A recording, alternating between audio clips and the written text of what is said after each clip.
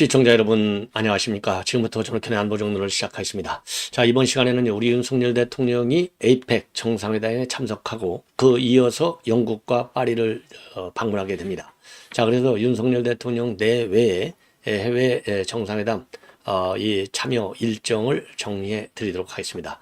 자, 이번 일정 중에서는요, 에이펙 정상회담에서는 뭐 다자 정상회담이기도 하지만 한중 정상회담이 열릴 것이냐 안 열릴 것이냐 이제 확답은 아직 안 하고 있지만은요, 여러 내외신 보도를 종합해 보면 제 판단으로는 한중 정상회담도 이루어지는 것이 확정적이고, 그리고 미중 정상회담도 이루어지는 것이 확정적이다.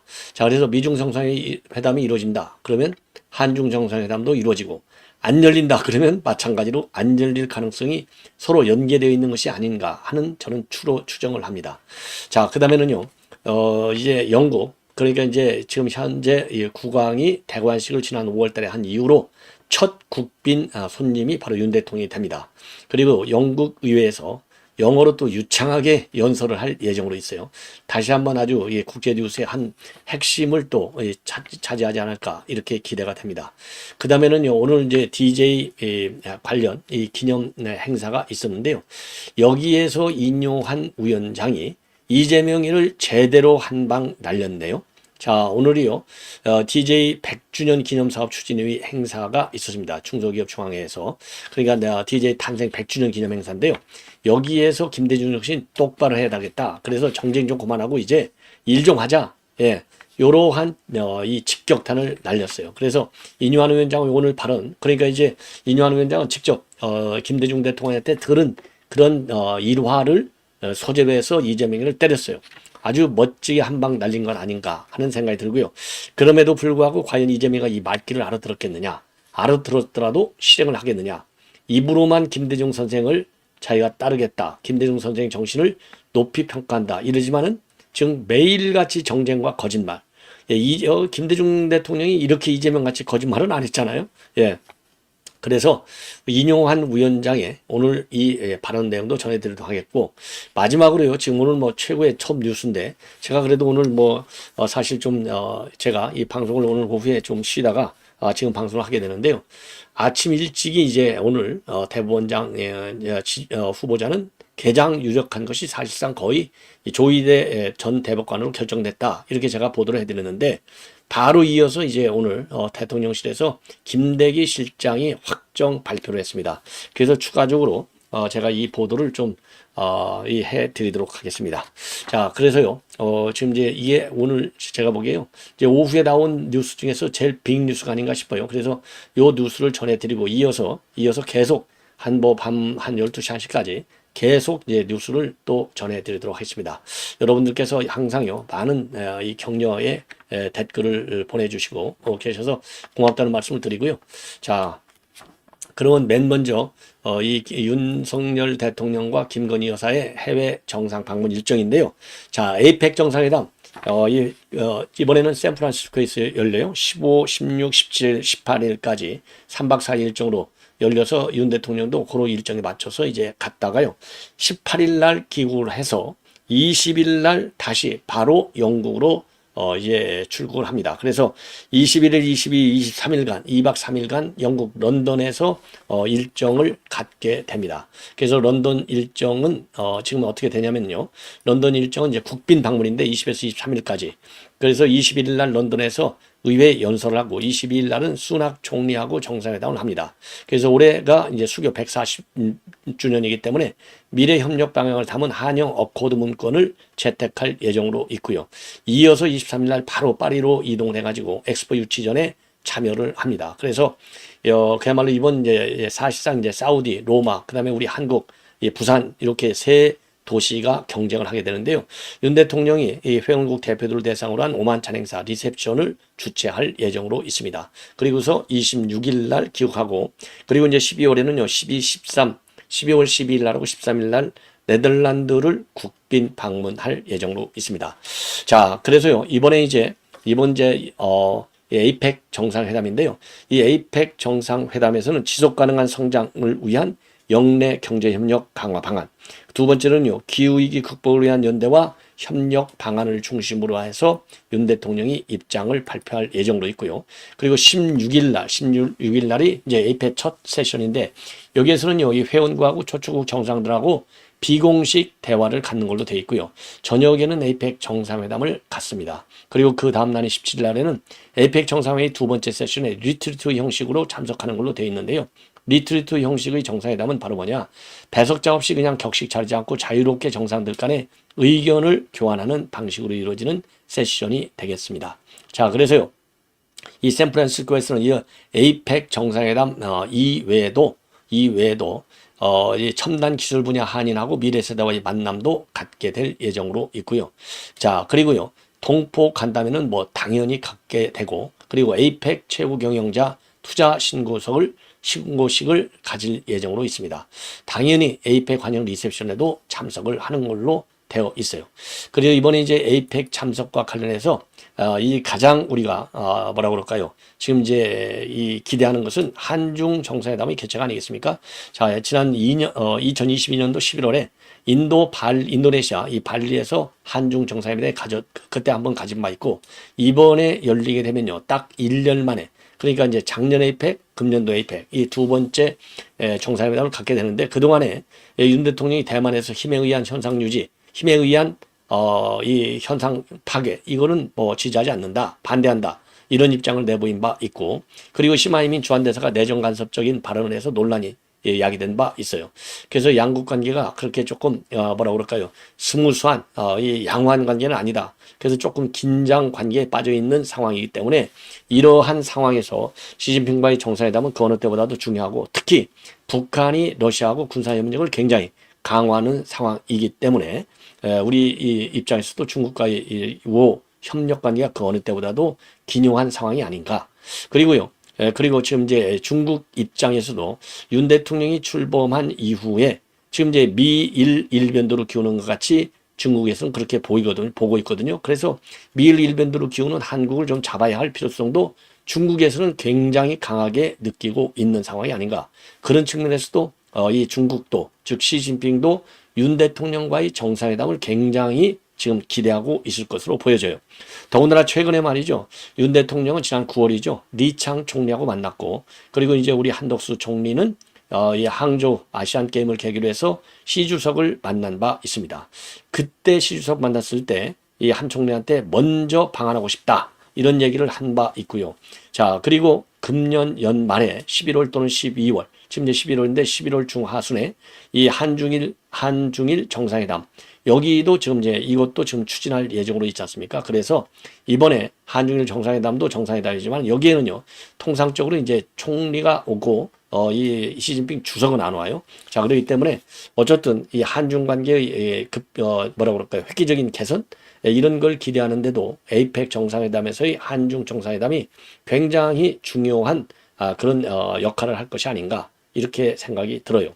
그리고 이제 이번 정상회담이 잘 되면, 그러잖아도 지금 시진핑 주석은 내년에 오겠다, 이렇게 되어 있는데요. 오고 싶다. 만약에 내년에 오게 되면 2014년도 이후에, 그러니까 뭐 거의 10년 만에 방한을 하게 되지 않나. 그래서 여러 가지 지금 이제 안보 리스크, 그 다음에 수출 문제, 이런 문제에 있어서 한중과의 우호 협력 관계의 발전, 그 어느 누구도 뭐 부인할 수 없는 건 아니겠습니까? 그래서 공식적인 확정 발표는 아니지만은 여러 정황으로 볼 때 제가 이미 설명을 드린 대로 이번 에이펙 정상회담 계기에 한중 정상회담의 개최는 거의 확정적이지 않을까, 이렇게 생각이 듭니다. 예.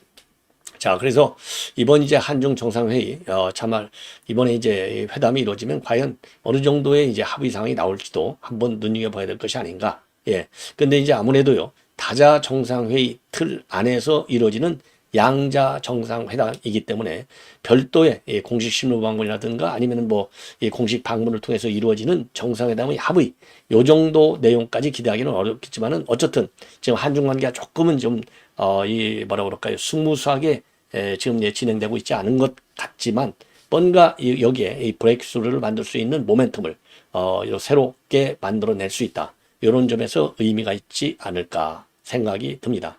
자, 이번에는요, 인요한 위원장이 이 백그라운드에서 나오지만 김대중 재단에서 오늘 행사를 했어요. 탄생 100주년 기념 행사를 했는데요. 여기에서 제대로 김대중 정신을 언급하면서 이재명이한테 말이죠. 자, 제발 좀 정쟁 좀 그만하자. 나라를 위해서 차라리 싸우자. 요렇게 입장을 밝혔습니다. 바로 축사를 통해서 밝혔는데 요 한마디가 아주 이재명이 제대로 점잖하게 한 방 먹인 것이 아닌가. 그러면서요. 말도 왜냐면은 요 민주당 지지 기반이 어디예요? 호남이잖아요. 그러니까 내가 전라도 말로 해야 하겠다라는 말을요. 전라도 말로 해야 쓰겄다. 이렇게 전라도 이 사투리를 써가면서까지 이제 DJ 정신을 얘기했어요. 그래서 민주당도 그렇게 크게 자랑할 게 없고 김대중 선생님처럼 생각은 달라도 사람을 미워하지 않는 분 그런 걸로 가셨으면 참 고맙겠다. 그리고요. 혁신위원장을 맡으면서 오늘 여기 오니까 저를 더 좋아하는 사람들이 많고 당 안에서는 엄청나게 미움을 사고 있는데 그 이유는 아주 쓴 약을 처방했고 그 약을 먹고 우리 당이 빨리 낫기를 바란다. 그러면서요. 김대중 대통령과의 일화를 소개했어요. 뭐라고 했느냐. 오늘은 김대중 선생님을 생각해야 하는 날인데 선생님께 감사 말씀을 올리고자 하고 아시아에서 첫 평화스러운 정권 교체를 이뤘고 두 번째는 IMF 위기를 넘기신 분 아니냐. 요게 이제 첫 번째 감사한 이유고요. 두 번째 또 하나는 바로 화해와 용서다. 그래서 94년도에 처음으로 광주에서 김대중 선생님을 독대했는데 그 자리에서 통역을 했는데 김 대통령이 한이 가득 차 있었다고 느꼈다. 그런데 경찰이 그래서 이제 몇 년 동안 따라다니는 것에 대한 한을 풀지 못했고 만나자마자 그래서 김대중 선생을 만나자마자 왜 보복하지 않느냐고 물었더니 김대중 선생은 걸쭉한 말씀으로 인 원장 보복이라는 것은 못 쓰는 것이요. 말하자면 만델라처럼 살아야 해. 라고 해서 한 30분 동안 만델라 강의를 듣는 바 있다고 이런 일화를 소개했어요. 그리고 또 하나 김대중 대통령 취임식에 노태우 대통령이 참석한 것을 두고 아주 분노했다. 하지만 생각이 짧았다는 것을 깨달았는데 진짜 실천하는 저 사람이 노벨상감이구나 생각했다고 밝혔어요. 자, 그러면서 김대중 선생 같은 분 생각은 달라도 사람을 비하하지 않는 분 그런 길로 늘 갔으면 좋겠고 정치도 모범적으로 바뀌어서 다른 나라가 우리 같은 정치를 갖고 싶어하는 나라가 된다면 참 좋겠다. 그러면서 김대중 선생의 마지막 유언인 사랑은 남의 허점을 덮어주고 좋은 점을 부각시키는 것을 실천으로 옮기면 좋겠다. 이런 얘기를 했는데요. 뭐 그렇게 이제 어려운 그런 뭐라 그럴까요? 이 고사성어를 할까? 요즘 우리 한국 정치판에 고사성어 많이 쓰는 정치인들 몇 명 있죠.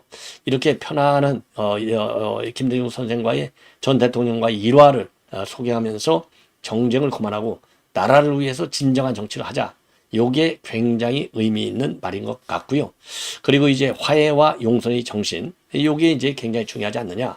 그래서 저도 이제 저는 국정원에서만 평생 이 공직생활을 했으니까 우리 국정원에서도 DJ 대통령이 이제 취임을 하게 되니까 당선돼서 국정원이 이제 DJ 납치 사건의 주역 아니었습니까? 그래서 아이고 이거 이제 국정원 완전히 다 없어지겠네.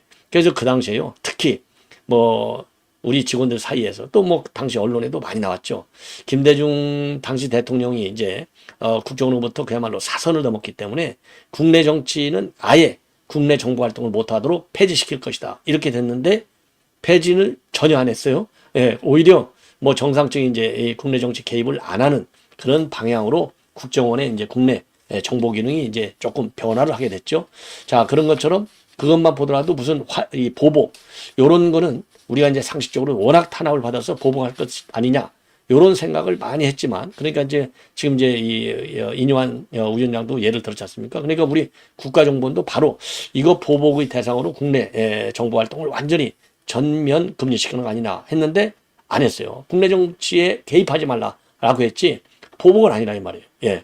자, 그래서 그 당시 우리 국정원에서도요 굉장한 위기감을 가졌었는데 아무렇지도 않았다는 게 아니라 보복적인 국내 정보 활동에 대한 조치는 없었다. 이런 걸 보면요. 이뇨한 위원장이 얘기하는 화해와 용서, 포용. 요게 김대중 정신의 한 부분인 것은 맞지 않나. 이렇게 생각이 들어요. 예. 자, 그리고 저도 말이죠. 저도 그 당시에 DJ가 그리고 DJ 대통령이 또 우리 국정원을 방문을 했어요. 국정원을 방문해서 그 당시 이제 후은 씨 말씀 중에 하나가 국내 정치 이런 거 하면 안 되고 정말 국가 이 안보를 위해서 진정한 안보를 위해서 정권 안보가 아니라 국가 안보를 위해서 열심히 일을 해달라. 이러한 당부를 했던 것으로 기억이 됩니다. 그리고 뭐 저도 이건 뭐 기밀이 아니니까 그 당시 이제 제가 남북 관계를 맡고 있을 때였는데 김대중 대통령의 이 오찬 행사에 제가 바로 맨 우측에 앉았어요. 바로 대통령 바로 옆에. 왜 그러냐면 제가 대북전략 담당 주무 간부였기 때문에 김대중 대통령이 이제 대북 관계 아주 박사 중에 박사잖아요. 그래서 대통령이 이제 하문상이라든가 이런 거에 대해서 이제 즉각 답변을 해야 될 그런 뭐라 그럴까요? 업무를 하다 보니까 바로 옆자리에 앉아서 제가 DJ 대통령하고 이제 대화하면서 여러 가지 느낀 바가 많았어요. 근데 지금 이뇨한 위원장의 이런 말씀, 저는 그 일화를 뭐 일일이 다 말씀드릴 수는 없지만 상당히 이 안보 그리고 남북 관계에 대해 해박한 지식을 갖고 있음을 저도 직감적으로 참 많이 느끼고 배운 바 있습니다. 자, 이 정도로 해서 이제 말씀을 드리고 이재명이 정신 똑바로 차리십시오. 예, 가짜뉴스 더 이상 말씀하지 마시고 정쟁 이제 넘기십시오. 지금 국제사회의 이 뭐라 그럴까요? 지금 이제 안보 위기, 그렇죠? 이 경제 위기도 마찬가지고, 그러니까 지금 복합 위기라고 하지 않습니까? 정쟁은 딱 필요한 대목에서만 싸워라, 신랄하게. 나머지는 대부분을 지금 이제 협치로 가도 대한민국 국가의 이익과 국가 안보를 챙기기에 힘이 부족하다. 이런 지적을 하지 않을 수 없네요.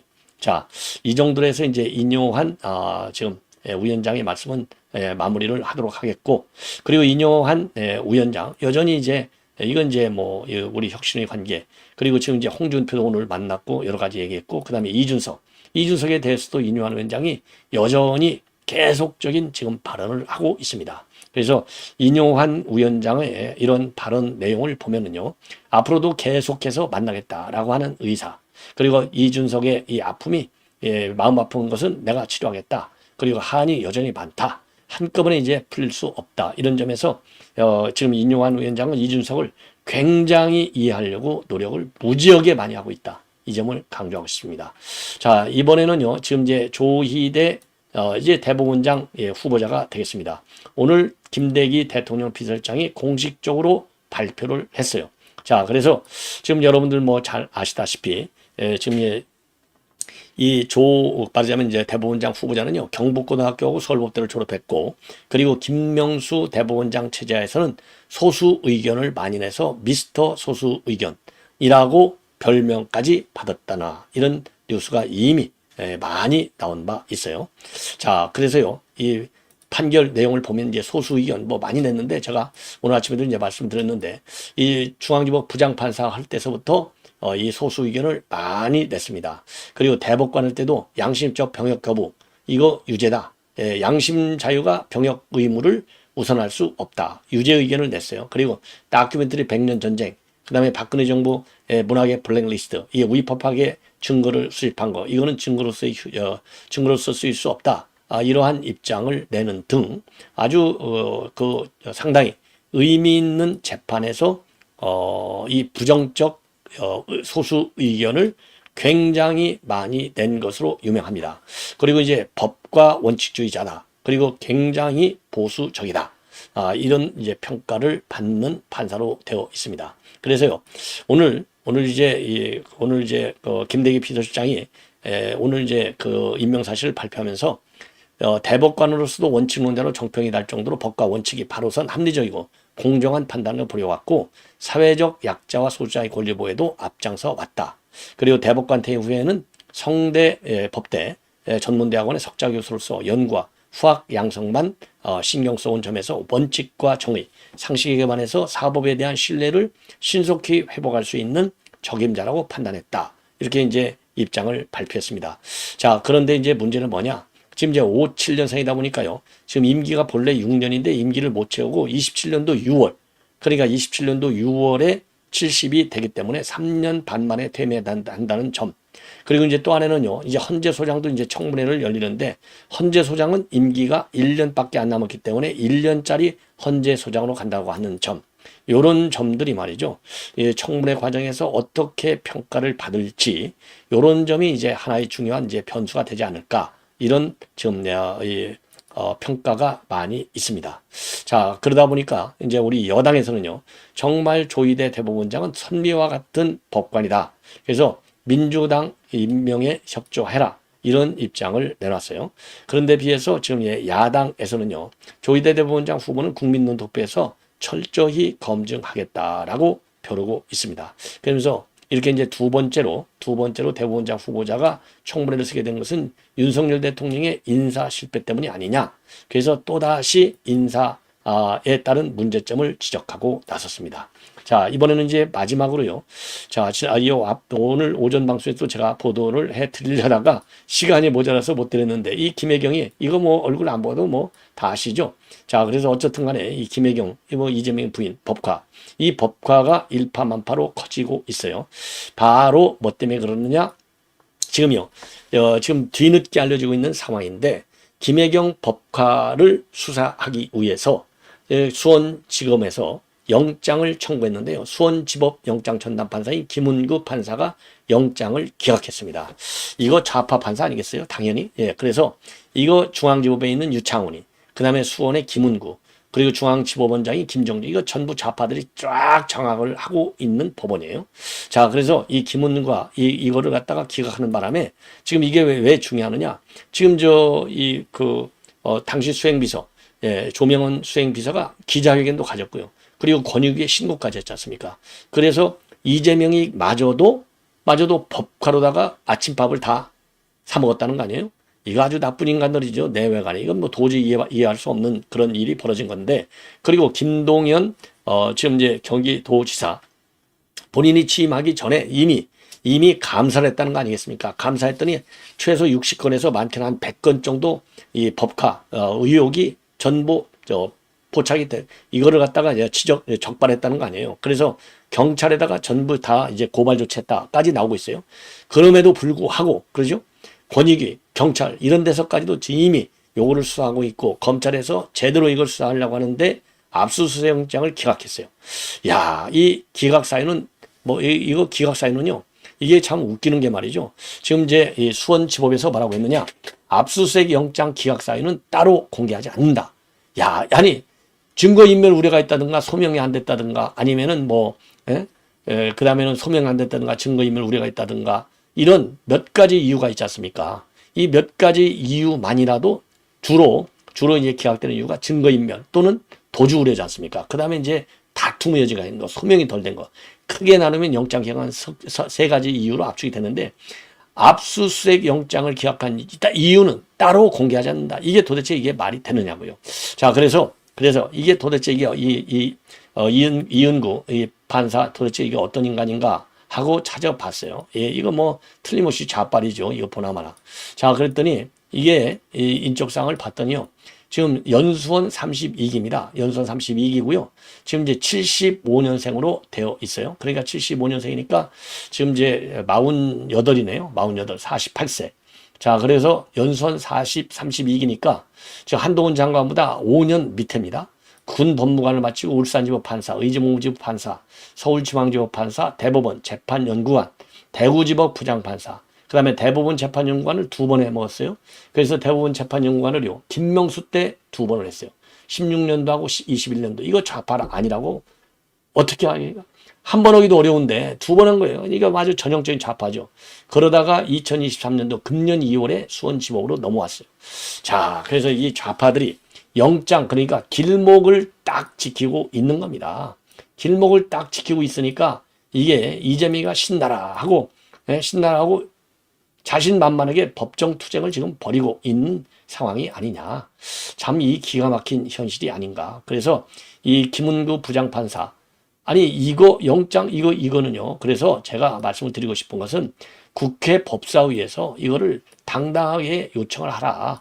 법사위 국회가 달라고 하는데 안 줄 수가 없지 않습니까? 이보다 더한 압수수색 영장보다 더한 공소장도 국회는 다 협조를 해주게 되어 있잖아요. 자, 그래서 이거는 이제 국회 차원에서 공식적으로 이 압수수색 영장 기각 사유를 파악하려는 노력이, 우리 국민이 법사위원장, 법사위원장도 김도읍 의원, 우리 국민의 힘이잖아요.